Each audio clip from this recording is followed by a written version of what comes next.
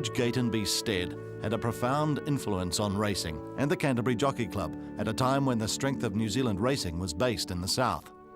Stead had no peer as the most successful owner during the late 1880s, 90s and the early 1900s.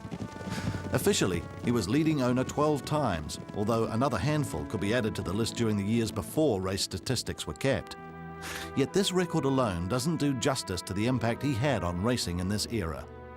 For more than 30 years as treasurer, he helped shape the progress of the Canterbury Jockey Club and consequently New Zealand racing. Along with his great Canterbury contemporary Sir George Clifford, Stead was active in the formation of the New Zealand Racing Conference and a uniform set of rules for the country. Stead was acknowledged as a brilliant businessman and a man of action.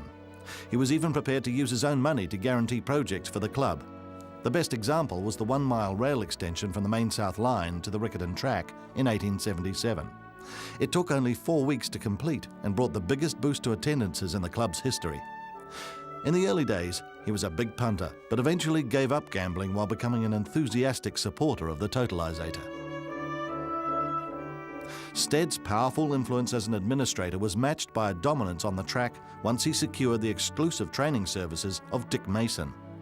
For more than 2 decades, the Stead colours were associated with numerous victories, as he became the most successful owner New Zealand racing has ever known.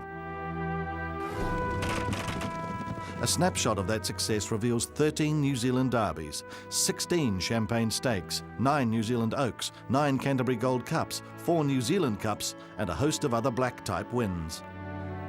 Stead's impact on racing wasn't just confined to New Zealand. He made several raids on the Australian Spring Carnivals. The most memorable was in 1905, where the Stead-Mason combination won 8 races in 4 days.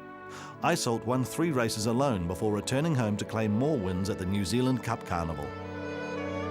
Stead was a prolific buyer of bloodstock and also made important contributions to New Zealand bloodlines through importations from England.